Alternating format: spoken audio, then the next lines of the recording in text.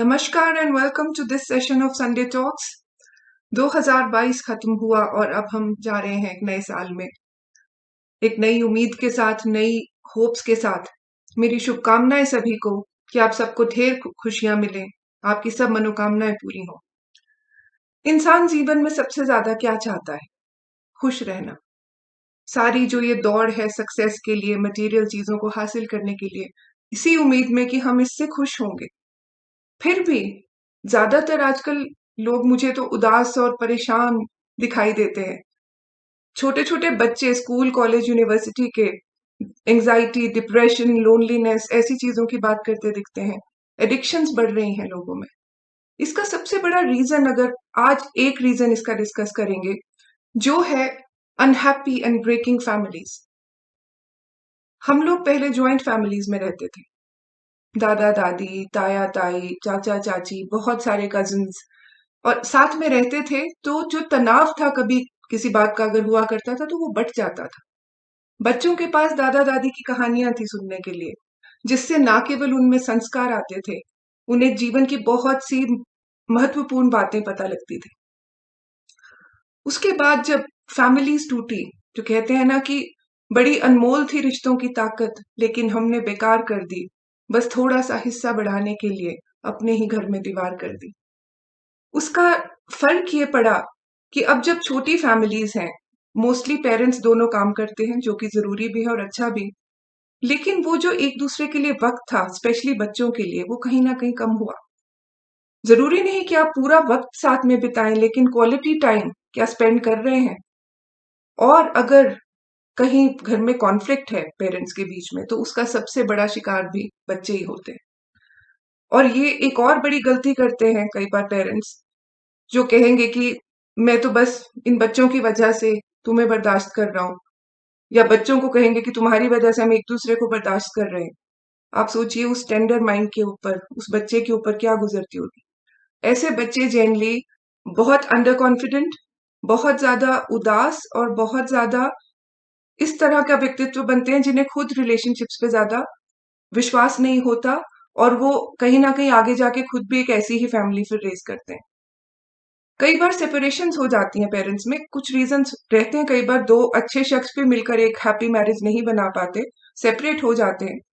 ऐसे केसेस में भी कभी जो बच्चे हैं उनको दोनों के प्यार से वंचित नहीं करना चाहिए।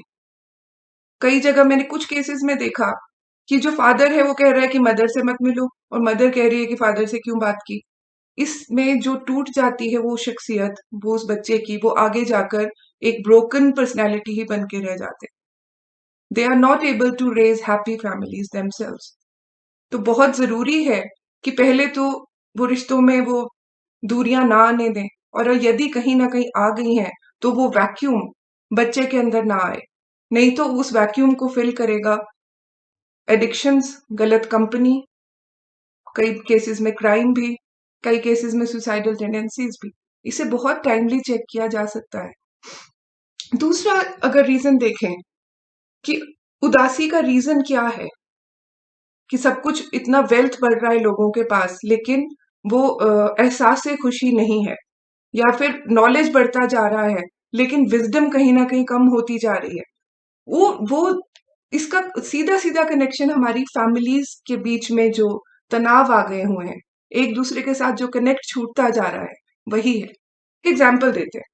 आप देखिए कि एक जगह बहुत बड़ी बड़ी सी कोठी है जिसमें अनगिनत कमरे हैं, बाहर चमकती हुई गाड़ियां खड़ी हुई हैं, लेकिन वहां पर आपस में रिस्पेक्ट नहीं है एक दूसरे के लिए किसी का।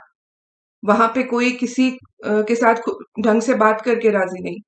और उसी दूसरी सिचुएशन देखिए जहां पर छोटा घर है, शायद गाड़ी या स्कूटर कुछ भी नहीं है, लेकिन जो एक या दो कमरे का घर है उसमें भी सब बहुत प्यार से, लगाव से रहते हैं।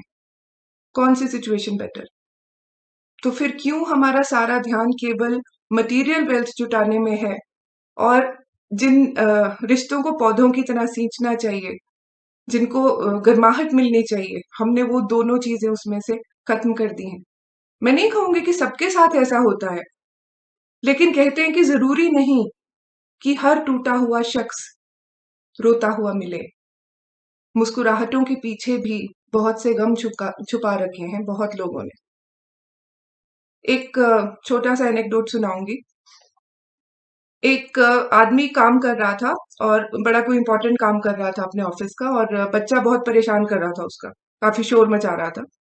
तो वो बच्चे का ध्यान बटाने के लिए उसे कहता है कि एक काम करो, मैं तुम्हें एक टास्क देता हूँ, उसके बाद तुम्हें एक चॉकलेट मिलेगी।